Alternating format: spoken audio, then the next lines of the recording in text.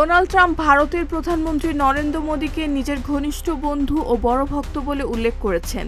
একই সঙ্গে তিনি বলেন, ভারত যা চাইবে তাই পাবে।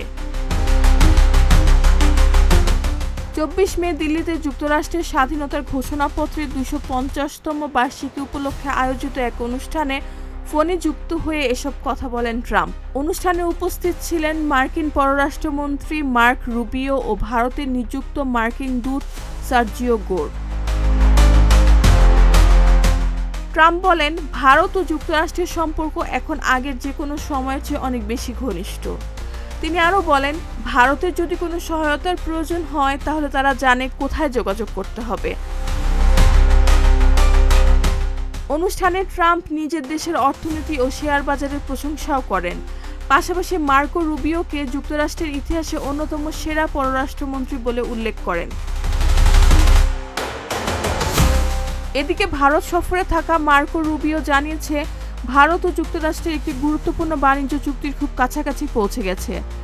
ভারতের পররাষ্ট্রমন্ত্রী এস জয়শঙ্করের সঙ্গে বৈঠকে বাণিজ্য, জ্বালানি, নিরাপত্তা, খনিজ সম্পদ ও প্রতিরক্ষা সহযোগিতা নিয়ে আলোচনা হয়েছে বলে জানা গেছে।